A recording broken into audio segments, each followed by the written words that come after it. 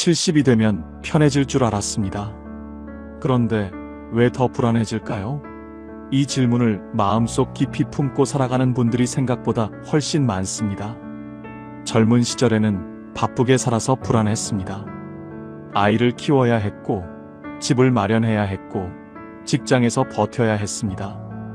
그렇게 숨가쁘게 달려왔는데, 이제 그 모든 것이 어느 정도 끝났습니다.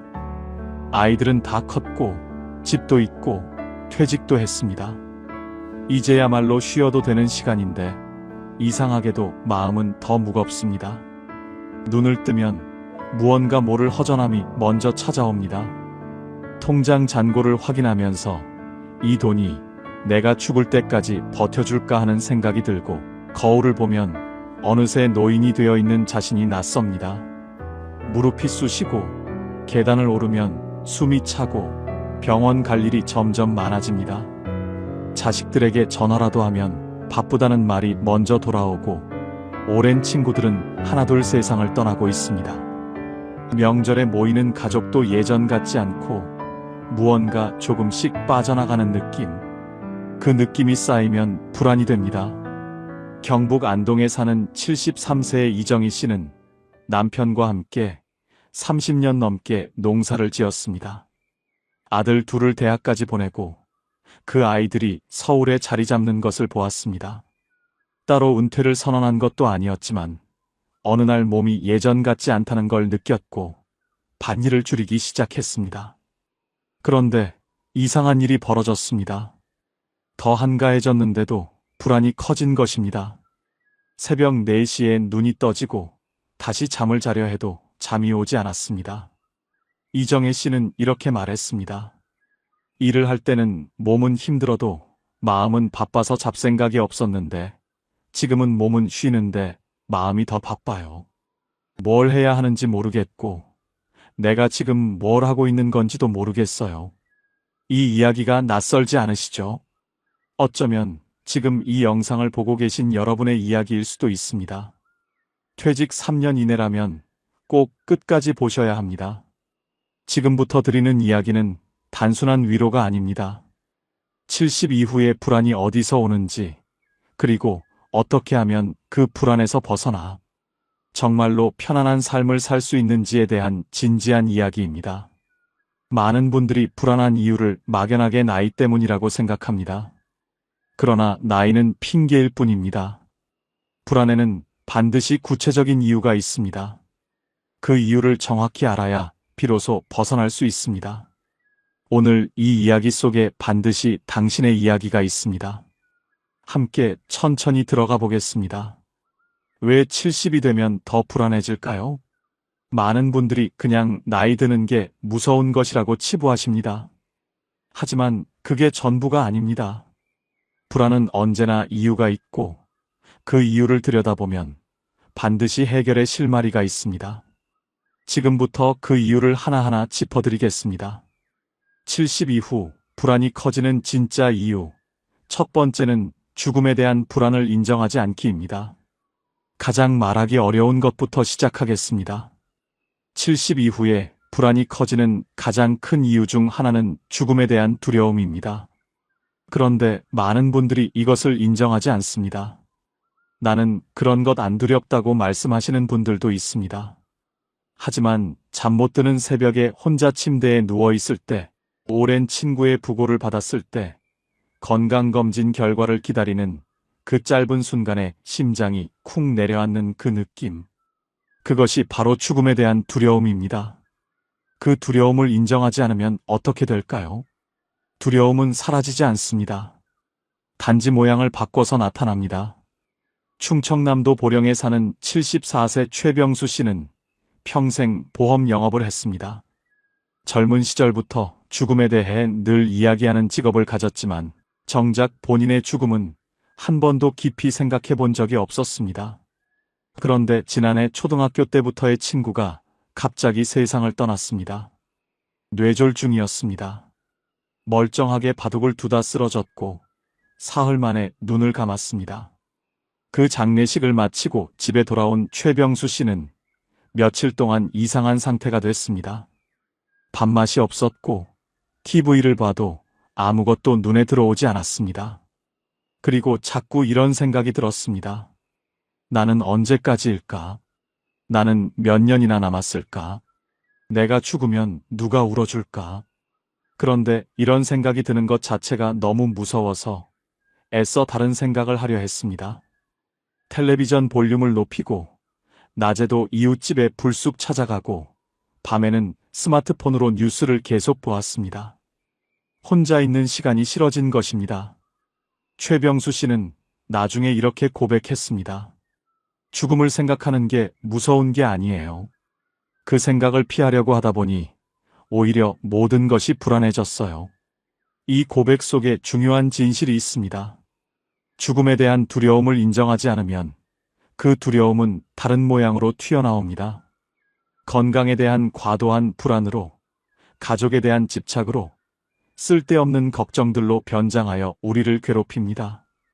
인정하는 것이 출발입니다. 나는 죽음이 두렵다. 그리고 그것은 당연한 인간의 감정이다. 이 한마디를 스스로에게 허락하는 것만으로도 불안의 절반은 줄어들 수 있습니다. 두 번째 이유는 여전히 비교하는 습관입니다. 70이 되어서도 비교는 멈추지 않습니다. 오히려 비교의 종류가 더 다양해집니다. 젊었을 때는 직장이나 연봉을 비교했다면 이제는 자식이 비교 대상이 됩니다. 우리 애는 아직도 전세인데 옆집 아들은 아파트를 샀다더라. 우리 딸은 명절에 한 번 오는데 저 집 딸은 매주 온다더라. 건강도 비교합니다. 저 사람은 우리보다 나이가 많은데 저렇게 정정하게 다니네. 재산도 비교합니다. 우리 살던 동네에 누군 건물을 가지고 있다는데 그 비교들이 쌓이고 쌓이면 나는 왜 이것밖에 안 되지라는 자기 비하로 이어집니다. 전라북도 전주에 사는 71세 박순자 씨는 젊은 시절 가정주부로 평생을 살았습니다. 남편은 소박한 공무원이었고 두 아이를 키우면서 넉넉하지는 않았지만 행복하게 살았습니다. 그런데 은퇴 후 노인정에 나가기 시작하면서 불행이 시작됐습니다. 이웃 할머니들의 이야기를 들을 때마다 자신이 초라해지는 느낌이 들었던 것입니다. 아이고, 우리 아들이 이번에 차를 새로 뽑았다니까. 손자가 벌써 영어 회화를 한다고. 우리 남편이 용돈을 이만큼 줘요. 집에 돌아오면 박순자 씨는 남편에게 괜한 짜증을 냈습니다. 그리고 혼자 이런 생각을 했습니다. 나는 왜 이것밖에 안 될까? 내 인생은 왜 이렇게 평범할까? 하지만 생각해보면 박순자 씨는 아이 둘을 건강하게 키웠고 가족이 함께 밥을 먹는 저녁이 있었고 남편과 40년 넘게 큰 싸움 없이 살아왔습니다. 그것이 얼마나 귀한 일인지 비교하는 습관이 가려버린 것입니다. 비교는 언제나 우리를 패배자로 만듭니다. 왜냐하면 비교는 언제나 자신보다 나은 것을 향하기 때문입니다. 나보다 더 나은 사람은 언제나 존재합니다. 그 무한한 비교의 사다리를 오르는 한 평안은 오지 않습니다. 세 번째 이유는 쓸모를 증명하려는 강박입니다. 퇴직 후에 많은 분들이 이런 말씀을 하십니다. 내가 뭘 해야 할지 모르겠어요. 그런데 이 말의 이면에는 조금 더 정확한 감정이 숨어 있습니다. 내가 아무것도 하지 않으면 쓸모없는 사람이 되는 것 같다는 두려움입니다. 수십 년 동안 일을 해왔습니다. 이를 통해 내가 누구인지 정의했습니다. 직함이 있었고, 해야 할 역할이 있었고, 나를 필요로 하는 사람들이 있었습니다. 그런데 그것이 모두 사라지고 나면 갑자기 나는 누구인가라는 질문이 떠오릅니다. 그 질문이 불편해서 일을 억지로 만들기 시작합니다. 필요도 없는데 봉사활동에 여러 개를 등록하고 무리하게 파트타임 일을 찾고 자식들의 일에 지나치게 관여하기도 합니다. 몸이 힘든데도 쉬지 못하는 이유는 쉬면 쓸모없어진다는 두려움 때문입니다. 하지만 생각해 보세요. 쓸모가 있어서 인간이 가치가 있는 게 아닙니다. 인간이기 때문에 가치가 있는 것입니다. 그 순서를 바꾸는 것이 70 이후 평안의 핵심입니다. 네 번째 이유는 관계를 정리하지 못하는 의무감입니다. 70이 되어도 여전히 피곤한 인연을 끊지 못하는 분들이 많습니다. 40년 지기라는 이유로, 친척이라는 이유로, 오랜 이웃이라는 이유로 사실은 만날 때마다 기분이 불쾌하고 에너지가 빠져나가는 관계를 유지합니다. 젊었을 때는 어느 정도 버텨낼 체력이 있었습니다. 하지만 70이 넘으면 몸의 체력만 줄어드는 것이 아닙니다. 감정을 처리하는 에너지도 줄어듭니다. 불편한 자리에서 웃어야 하고, 듣기 싫은 말을 참아야 하고, 맞지 않는 사람과 시간을 보내는 것 자체가 이제는 크게 소진되는 일이 됩니다. 그런데도 끊지 못합니다. 의리라고 생각하고 내가 너무 예민한 것이라고 자책하기도 합니다. 그 의무감이 삶을 무겁게 만들고 있습니다. 관계는 의무가 아닙니다. 관계는 나눔이어야 합니다. 한쪽만 소진되는 관계는 관계가 아니라 부담입니다. 다섯 번째 이유는 성과 중심 사고를 내려놓지 못함입니다. 평생을 더 나아져야 한다는 생각으로 살아왔습니다. 더 좋은 집, 더 많은 저축, 더 나은 자식들, 더 건강한 몸. 무언가를 향해 나아가는 것이 삶이라고 배웠습니다. 그런데 70이 넘으면 그 성장의 방향이 달라지기 시작합니다. 몸은 이제 더 강해지지 않습니다. 재산은 늘어나기보다 쓰는 쪽이 됩니다. 더 높이 올라갈 사다리도 없습니다. 그때 찾아오는 것이 바로 내려가고 있는 것 같다는 두려움입니다. 쉬면서 죄책감이 드는 것도 이 때문입니다. 아무것도 하지 않는 하루가 낭비된 하루처럼 느껴집니다. 일찍 일어나지 않으면 게으른 것 같고, 배우지 않으면 뒤처지는 것 같고, 운동을 빠지면 건강을 포기한 것 같습니다. 이 성과 중심의 사고방식이 은퇴 후에도 우리를 놓아주지 않습니다. 하지만 한번 생각해 보십시오. 이제 성과를 위해 사는 시대는 지났습니다. 이제는 의미를 위해 사는 시대입니다. 성과는 숫자로 측정되지만 의미는 마음으로 느낍니다. 그 전환이 70 이후의 삶을 바꿉니다. 자, 이 5가지를 하나로 묶을 수 있습니다. 70 이후 불안의 본질은 내려놓지 못함입니다. 죽음을 인정하지 않으려는 마음, 비교를 멈추지 못하는 마음, 쓸모를 증명하려는 마음, 관계를 정리하지 못하는 마음, 성과를 포기하지 못하는 마음. 이 모든 것이 내려놓지 못하는 마음에서 비롯됩니다. 그렇다면 어떻게 내려놓을 수 있을까요? 이제부터가 오늘 이야기의 핵심입니다. 70세부터는 이렇게 살아야 마음이 편안해집니다. 첫 번째, 하루를 단순하게 줄이기입니다. 공자는 이런 말을 남겼습니다. 지족자부, 족함을 아는 자가 진정한 부자라는 뜻입니다. 하루의 족함을 아는 것, 그것이 바로 70 이후의 삶에서 가장 중요한 지혜입니다. 많은 분들이 하루를 너무 빽빽하게 채우려 합니다. 아침에 운동, 오전에 노인 대학, 점심에 친구 약속, 오후에 손자 돌봄, 저녁에 교회. 이렇게 일정이 가득 찬 하루를 잘 살고 있는 것이라고 생각합니다. 그런데 정작 집에 돌아오면 너무 지쳐서 아무것도 할 수가 없고 다음날 아침에 눈을 뜨면 또 그 루틴을 반복해야 한다는 부담감이 밀려옵니다. 이렇게 채운 하루가 정말 풍요로운 하루일까요? 아니면 단지 바쁜 하루일까요? 이 둘은 다릅니다. 풍요롭다는 것은 마음이 충만하다는 것이고 바쁘다는 것은 몸이 소진된다는 것입니다. 이제는 하루 할 일을 3가지로 줄여보세요. 딱 3가지입니다. 오늘 반드시 해야 할 일 하나, 하고 싶은 일 하나, 그리고 쉬는 시간 하나. 그게 전부입니다. 약속도 마찬가지입니다. 약속과 약속 사이에 반드시 쉬는 시간을 넣으세요. 약속이 끝나고 집에 돌아와서 1시간이라도 쉰 후에 다음 약속을 잡는 것입니다. 처음에는 뭔가를 덜 하는 것 같아서 불안할 수 있습니다. 하지만 하루가 가벼워지면 마음도 가벼워집니다. 그것이 70 이후 하루의 진짜 풍요입니다. 두 번째, 비교를 과거의 나로 바꾸기입니다. 비교를 완전히 없애는 것은 불가능합니다. 인간은 원래 비교를 통해 자신을 정의하는 존재입니다. 그러나 비교의 대상을 바꿀 수는 있습니다. 옆집 친구나 모임의 누군가와 비교하는 것이 아니라 10년 전의 나와 비교하는 것입니다.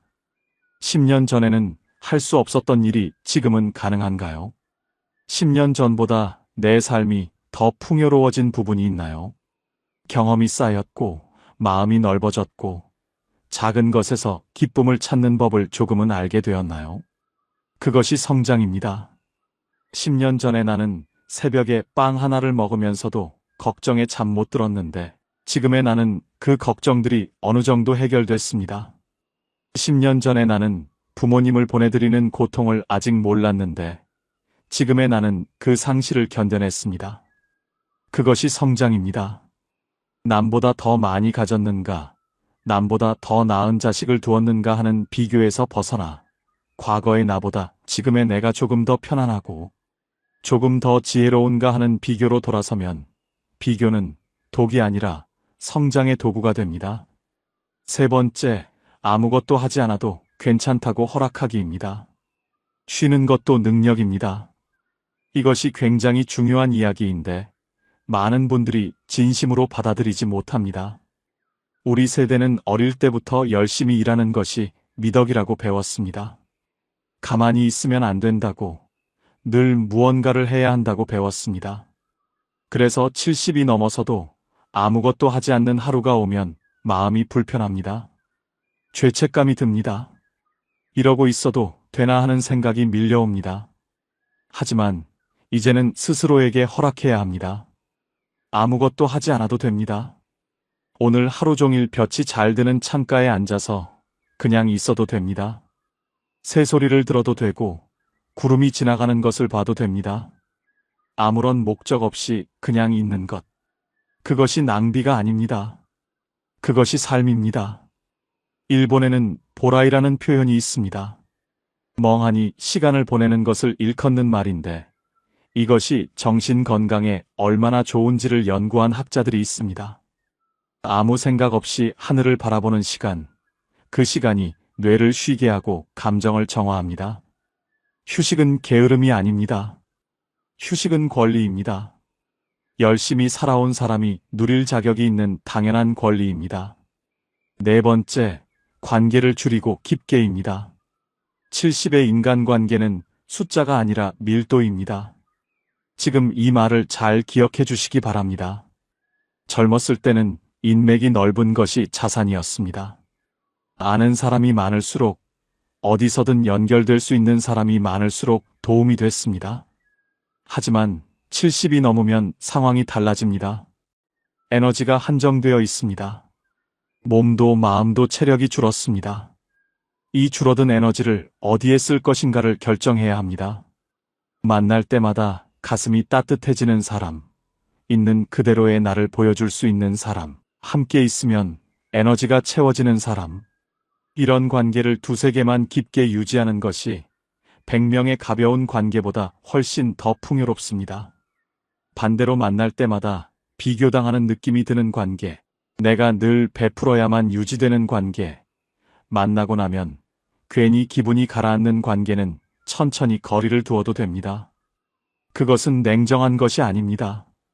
그것은 남은 삶을 어떻게 쓸 것인가에 대한 현명한 선택입니다. 70의 우정은 오래됐다고 좋은 것이 아닙니다. 지금 나에게 좋은 것이 좋은 우정입니다. 다섯 번째, 오늘에 머무는 연습입니다. 쇼펜하우어는 이런 말을 했습니다. 행복은 먼 곳에 있지 않다고, 가장 보통의 일상 속에 행복의 씨앗이 있다고, 그리고 그 씨앗을 발견하는 것은 외부 조건이 아니라 내면의 태도에 달려 있다고 했습니다. 우리는 너무 자주 과거를 후회하거나 미래를 걱정하며 시간을 보냅니다. 70이 넘으면 이 경향이 더 강해집니다. 그때 이렇게 했더라면 하는 후회와 앞으로 어떻게 되려나 하는 걱정이 현재를 갉아먹습니다. 그런데 사실 우리가 살 수 있는 것은 오직 지금 이 순간뿐입니다.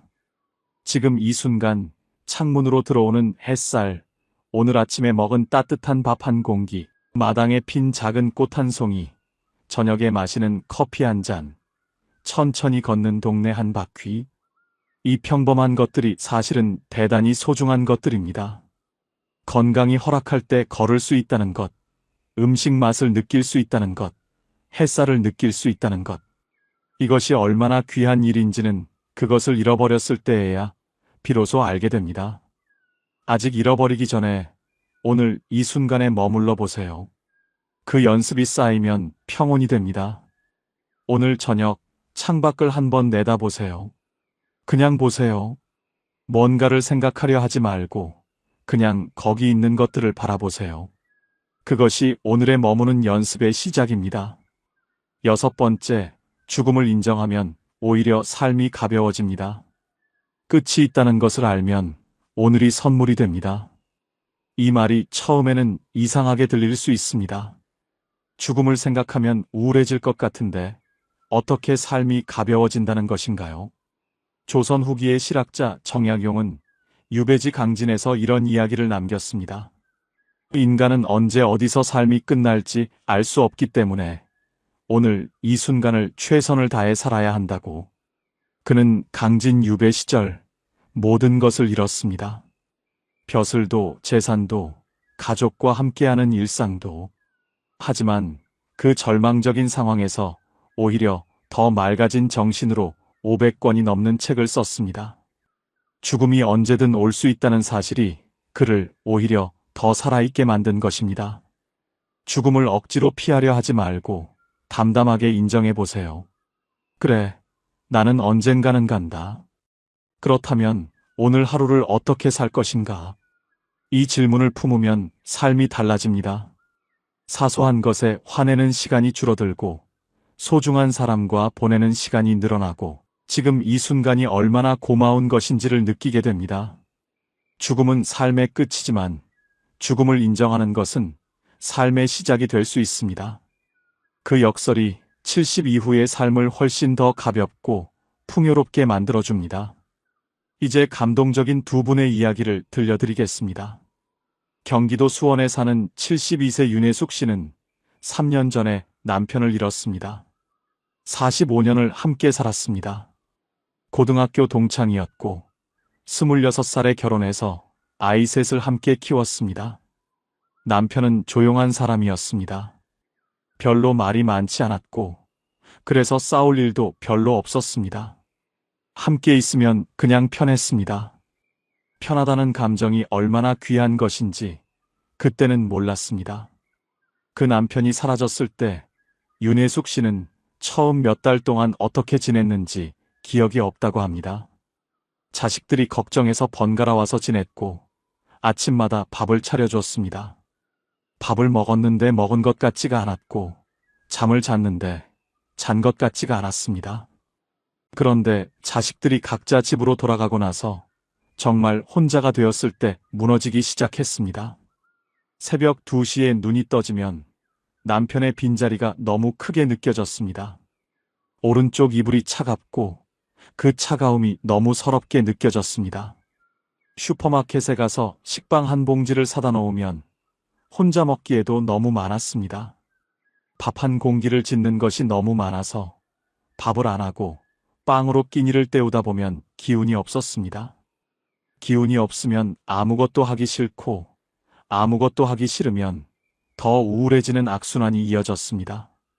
6개월이 지났을 때 윤혜숙 씨는 스스로 결심했습니다. 이렇게 있다가는 나도 죽겠다 싶었다고 합니다. 그래서 아주 작은 루틴을 만들기 시작했습니다. 아침 7시에 일어나서 창문을 열고 바깥 공기를 10번 깊게 들이마시는 것. 그게 첫 번째였습니다.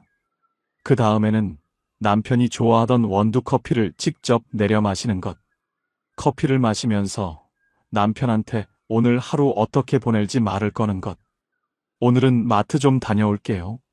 저녁에 된장찌개 해 먹을 거예요. 혼자 중얼거리는 것이 처음에는 이상하게 느껴졌지만 점점 그 시간이 기다려졌습니다. 그 루틴이 하루의 닻이 되어 주었습니다.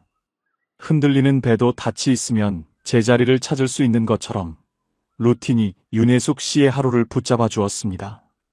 한 달이 지나자 루틴이 두 개가 됐습니다. 오전 10시에 동네를 한 바퀴 도는 것이 추가됐습니다. 처음에는 고개를 숙이고 걸었습니다. 마주치는 사람들과 눈이 마주치면 왠지 자신이 불쌍하게 보일 것 같아서였습니다. 그런데 2달쯤 지나자 고개가 올라갔습니다. 길가에 꽃이 보이기 시작했습니다. 강아지를 산책시키는 이웃이 웃으며 인사를 건넸을 때 오랜만에 미소가 지어졌습니다. 1년이 지난 지금 윤혜숙 씨는 동네 걷기 모임에 나갑니다. 일주일에 2번, 오전 8시에 공원에서 3명이 함께 걷습니다. 많이 웃지는 않습니다. 화려하게 살지도 않습니다. 그러나 아침에 눈을 뜰 때 오늘 하루를 살겠다는 마음이 생긴다고 합니다. 그것으로 충분합니다. 그것으로 정말로 충분합니다. 윤혜숙 씨는 이런 말을 했습니다. 남편이 없어서 슬픈 건 여전해요. 그런데 슬픔이 있어도 살아갈 수 있다는 걸 알게 됐어요. 슬픔도 내 삶의 일부라는 걸 이제는 받아들이게 됐어요.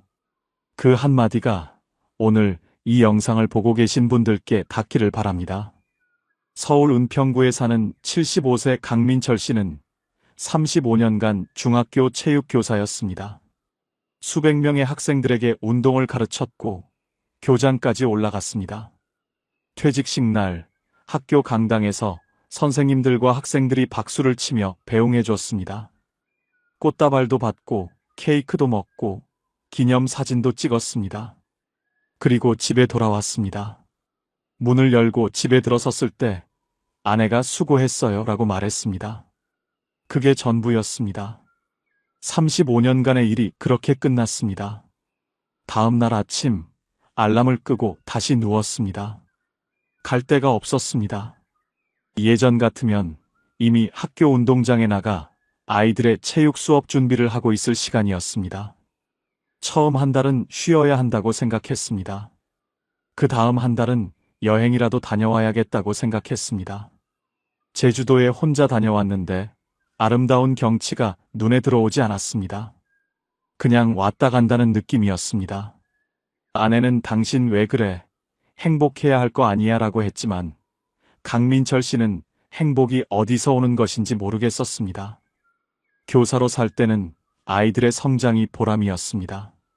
그런데 지금 자신의 삶에는 성장이 보이지 않았습니다. 그냥 매일 똑같이 시간이 흘러가는 것 같았습니다. 6개월이 지나자 몸도 이상해졌습니다. 운동을 안 하니까 살이 찌고, 살이 찌니까 무릎이 아프고, 무릎이 아프니까 더 움직이기 싫어졌습니다. 아내와 다투는 날도 늘었습니다. 하루 종일 집에 있으니 사소한 것에도 부딪혔습니다. 그러다 어느 날 은평 지역 복지관에서 운동 봉사자를 모집한다는 전단지를 봤습니다. 노인들을 대상으로 간단한 스트레칭과 가벼운 체조를 가르쳐줄 사람을 찾는다는 내용이었습니다. 강민철 씨는 처음에는 망설였습니다. 봉사라니, 나 같은 사람이 봉사를 해도 되나? 교장까지 한 사람인데. 하지만 그냥 한번 가봤습니다. 거창하게 생각하지 않기로 했습니다. 그냥 한 번만 가보기로 했습니다. 복지관에 처음 들어섰을 때 70대, 80대 어르신 15명이 의자에 앉아 기다리고 있었습니다. 강민철 씨가 앞에 서서 천천히 팔을 올렸다 내렸다 하는 동작을 보여주자 어르신들이 따라 했습니다. 어떤 분은 팔이 잘 올라가지 않아서 눈살을 찌푸리고 어떤 분은 킬킬 웃으면서 이게 생각보다 어렵네요 라고 했습니다. 수업이 끝나고 한 할머니가 다가와서 말했습니다. 선생님 덕분에 몸이 좀 풀렸어요. 다음 주에도 오실 거죠? 그 한마디였습니다. 그 한마디에 강민철 씨의 눈이 뜨거워졌습니다. 집에 돌아오는 버스 안에서 오랜만에 내가 필요한 사람이구나라는 느낌이 들었습니다. 그게 2년 전의 일입니다. 지금 강민철 씨는 일주일에 3번 봉사를 나갑니다. 예전만큼 화려하지는 않습니다. 교장 선생님이라는 호칭도 없습니다. 하지만 복지관 어르신들이 기다려준다는 사실이, 그 기다림이 그의 하루를 채워줍니다. 강민철 씨가 나중에 이런 말을 했습니다. 은퇴하고 나서 한동안 내가 쓸모없다고 느꼈어요. 그런데 지금 생각해보면 쓸모 있어야 산다는 생각 자체가 잘못된 거였어요. 나는 그냥 나이기 때문에 살아야 하는 거지 쓸모가 있어서 사는 게 아니잖아요. 근데 그 사실을 이해하는데 1년이 걸렸어요. 그 말이 오늘 이 영상을 보고 계신 여러분께도 닿기를 바랍니다. 70은 채우는 나이가 아닙니다. 덜어내는 나이입니다. 이 문장을 한 번 더 읽어보세요. 70은 채우는 나이가 아니라 덜어내는 나이입니다. 우리는 태어나서 지금까지 끊임없이 채워왔습니다. 지식을 채웠고, 경험을 채웠고, 재산을 채웠고, 관계를 채웠습니다. 그 채움이 삶을 만들어 왔습니다. 그리고 그 채움이 있었기에 지금의 내가 있습니다. 그 노력은 충분히 인정받아야 합니다. 하지만 이제는 방향을 바꿀 때입니다. 더 이상 채우는 것이 목적이 아닌 시간이 왔습니다. 이제는 무엇을 내려놓을 것인가, 무엇을 버릴 것인가, 무엇으로부터 자유로워질 것인가를 생각할 시간입니다. 채우는 사람은 늘 배가 고픕니다. 하지만 덜어내는 사람은 가벼워집니다. 가볍다는 것은 자유롭다는 것입니다. 자유롭다는 것은 평온하다는 것입니다. 존재가 성과보다 중요합니다. 당신이 무언가를 잘하기 때문에 소중한 것이 아닙니다. 당신이 누군가에게 도움이 되기 때문에 가치가 있는 것이 아닙니다. 당신은 그냥 당신이기 때문에 소중합니다. 70년이 넘는 삶을 살아온 그 존재 자체가 이미 충분한 가치입니다. 그 세월 동안 얼마나 많은 것을 견뎌냈습니까? 얼마나 많은 사람을 사랑했습니까? 얼마나 많은 아침을 맞이했습니까? 그 모든 것이 당신이라는 존재를 구성하고 있습니다. 성과를 내야 존재의 의미가 생기는 시기는 이미 지났습니다. 이제는 그냥 잘 쉬고, 잘 먹고, 좋아하는 사람과 시간을 보내고, 하루를 무사히 마치는 것. 그것이 70 이후의 충분한 하루입니다. 쓸모보다 평온입니다. 오늘 하루 아무것도 하지 않았어도 그 하루에 평온이 있었다면 그것은 성공한 하루입니다. 남에게 인정받지 못했어도 스스로 마음이 편안했다면 그것은 잘 살아낸 하루입니다. 쓸모가 있어서 사는 것이 아니라 살아있기 때문에 쓸모가 생깁니다. 순서를 바꾸어야 합니다. 이제 오늘 이 영상을 마치면서 내일 할 일 하나를 정해보시기 바랍니다. 거창한 것이 아니어도 됩니다. 아주 작은 것이어도 됩니다. 아침에 일어나서 창문을 열고 바깥 공기를 마시는 것, 오래된 찻잔으로 따뜻한 차를 마시는 것, 좋아하는 노래 한 곡을 끝까지 듣는 것, 아니면 그냥 오늘 하루 감사한 것 하나를 마음속으로 떠올리는 것, 그 하나만 하면 됩니다. 그게 전부입니다. 그 하나가 내일의 하루를 조금 더 가볍게 만들어줄 것입니다. 그리고 지금 이 질문을 드립니다. 지금 무엇 하나를 내려놓으시겠습니까? 비교를 내려놓으시겠습니까? 쓸모를 증명해야 한다는 강박을 내려놓으시겠습니까? 피곤한 관계를 내려놓으시겠습니까? 아니면 오늘 하루를 낭비했다는 죄책감을 내려놓으시겠습니까? 무엇이든 괜찮습니다. 하나만 골라서 내려놓아 보세요. 처음에는 손이 잘 안 펴질 수도 있습니다. 수십 년 동안 꽉 쥐어왔으니까요. 하지만 조금씩, 천천히 한 손가락씩 펴보세요. 그 손이 펴지는 만큼 마음도 펴집니다. 손을 펴면 새 것이 들어올 수 있습니다. 꽉 쥔 손에는 새 것이 들어올 자리가 없습니다. 내려놓는 것은 잃는 것이 아닙니다. 내려놓는 것은 새로운 공간을 만드는 것입니다. 70 이후를 잘 산다는 것은 어떤 의미일까요? 더 많은 것을 이루는 것이 아닙니다. 더 많은 곳을 여행하는 것도 아닙니다. 더 건강해지는 것도 아닙니다. 70 이후를 잘 산다는 것은 오늘 이 하루를 받아들이는 것입니다. 날씨가 좋으면 날씨가 좋은 대로, 몸이 좀 불편하면 불편한 대로, 외로우면 외로운 대로, 그 모든 것을 있는 그대로 받아들이면서 그 속에서 작은 평온을 찾는 것입니다. 꽃이 지는 것을 슬퍼하기보다 꽃이 피어 있는 지금을 바라보는 것입니다. 그것이 70 이후의 지혜입니다. 그리고 그 지혜는 배울 수 있습니다. 오늘부터라도 배울 수 있습니다. 늦지 않았습니다. 오늘 이 순간도 여전히 시작할 수 있습니다. 그리고 그 시작이 아무리 작아도 그것은 진짜 시작입니다. 작은 시작이 모여 큰 변화가 됩니다. 오늘 단 한 가지만 내려놓아 보세요. 그것이 당신의 황금 노후가 시작되는 순간입니다. 이제는 애쓰지 않아도 됩니다. 당신은 이미 충분히 잘 살아오셨습니다. 힘든 시절도 있었고, 억울한 날도 있었고, 혼자 울었던 밤도 있었을 것입니다. 그 모든 것을 견뎌내고 지금 여기까지 오셨습니다. 그 자체가 대단한 일입니다. 이제 남은 시간은 그 수고에 대한 보상의 시간입니다. 더 잘 살아야 한다는 압박 없이, 더 나아져야 한다는 부담 없이, 그냥 오늘 하루를 평온하게 사는 것. 그것이 70 이후에 가장 현명하고 가장 아름다운 삶입니다. 봄에는 꽃을 보고, 여름에는 그늘을 즐기고, 가을에는 단풍을 보고, 겨울에는 따뜻한 국물 한 그릇을 마시는 것. 그것이 삶입니다. 그 소박한 계절의 흐름 속에서 당신은 이미 충분히 아름답게 살고 있습니다. 마지막으로 한 가지만 더 말씀드리겠습니다. 70 이후의 평온은 갑자기 찾아오지 않습니다. 연습이 필요합니다. 어제도 오늘도 조금씩, 아주 조금씩 내려놓는 연습. 오늘 하루 비교를 한 번 덜 했다면 그것이 성공입니다.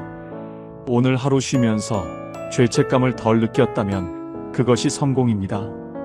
한 번에 모든 것을 내려놓을 수 없습니다.